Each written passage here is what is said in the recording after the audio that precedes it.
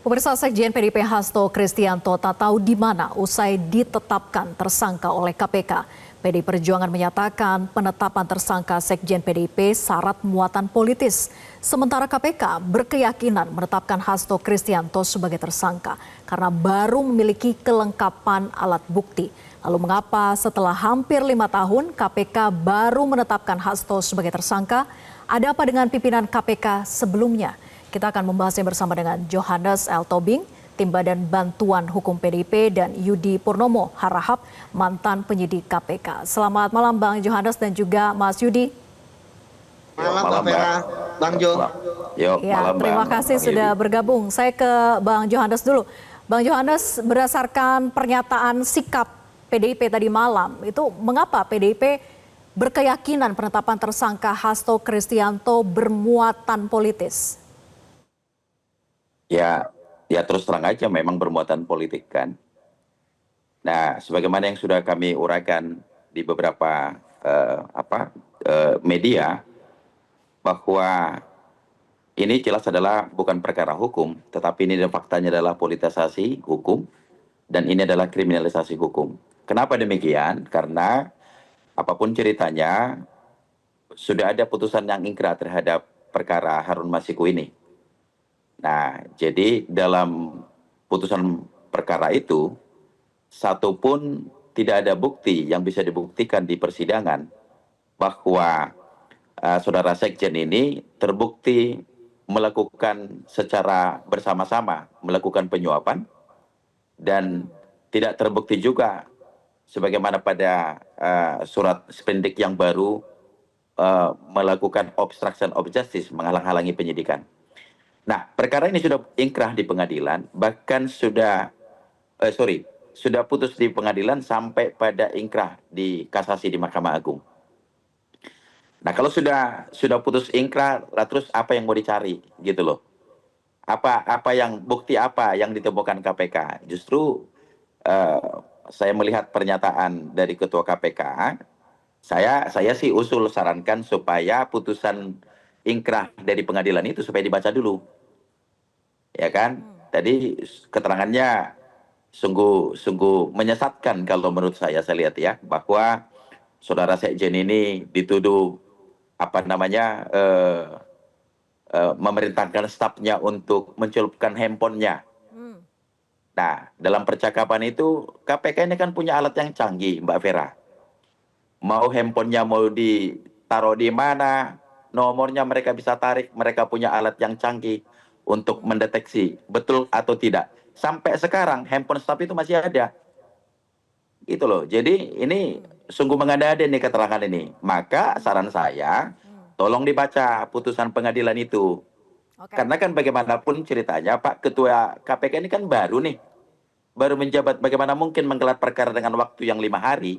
Ya, kita paham betul bagaimana di KPK itu menetapkan seorang yang dari saksi menjadi tersangka, kita itu butuh proses yang cukup.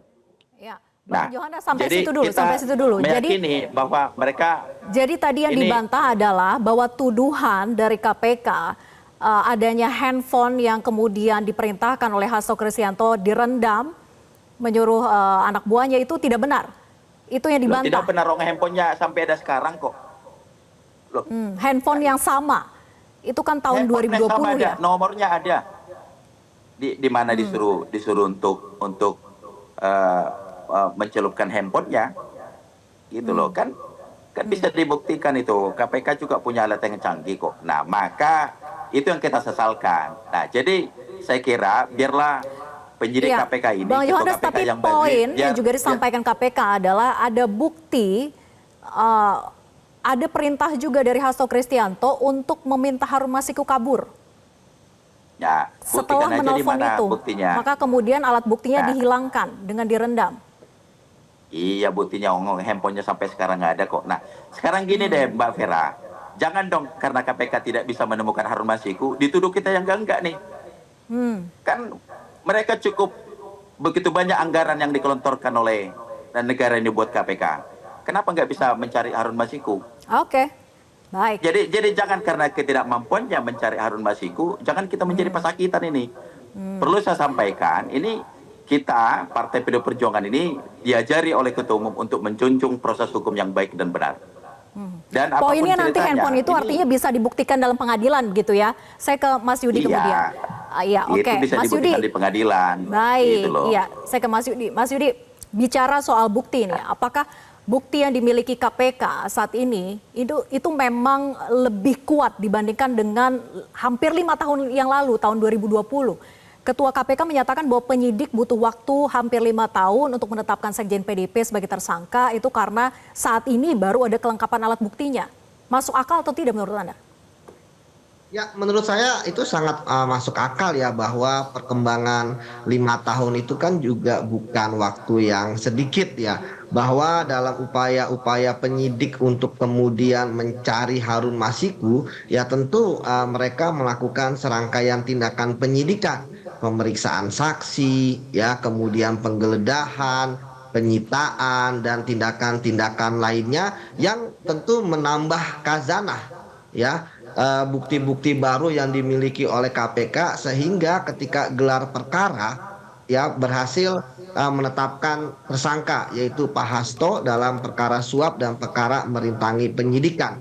Yang kita tahu misalnya ketika bekas perkara yang sudah ingkrah atas nama tersangka lain yang saat ini pun sudah bebas ya, entah itu bersyarat atau murni, kan itu kan terkait dengan perkaranya masing-masing terdakwa, sehingga mungkin ya ketika itu tidak fokus terhadap apa yang dilakukan oleh Pak Hasto. Nah, tapi sekarang KPK ketika kemudian kemarin merilis ya bahwa ada perbuatan-perbuatan Pak Hasto, pasti itu sudah dilengkapi oleh alat-alat bukti mereka serta barang-barang bukti, sehingga tentu KPK tidak akan sembarangan menetapkan status tersangka kepada Pak Hasto, sebab pasti selain diuji ya juga diuji di pengadilan, itu juga diuji di forum ekspos tersebut, sehingga saya meyakini tidak ada rekayasa ataupun mengada-ngada. Pasti semuanya ada bunyinya, entah itu dari keterangan saksi, entah itu dari dokumen ataupun dari barang bukti yang memang KPK tentu tidak mempunyai kewajiban untuk menyampaikan kepada publik ya ketika konversi pers. Mereka hanya menyampaikan terkait dengan apa saja perbuatan-perbuatan yang kemudian mereka yakini bahwa itu adalah perbuatan yang bisa ditetapkan sebagai tersangka dalam kasus suap terhadap komisioner KPU dan juga perintangan penyidikan atau pasal 21 Undang-Undang Tindak Pidana Korupsi. Seperti itu Mbak Vera. Oke, jadi ini hasil dari pengembangan penyelidikan. Tapi sebagai mantan penyidik KPK, Mas Yudi, berdasarkan keterangan yang disampaikan oleh Ketua KPK Pak Setio, kira-kira apa sebetulnya alat bukti yang dimiliki oleh KPK sehingga KPK tuh baru yakin untuk menetapkan Hasto itu sebagai tersangkanya sekarang gitu? Apakah hanya berpegangan kepada keterangan saksi atau memang ada alat bukti lain misalnya jejak digital dan sebagainya? Tapi dijawab nanti usai jeda, tetap bersama kami di Prime Time News. Jelajahi cara baru mendapatkan informasi. Download Metro TV Extend sekarang.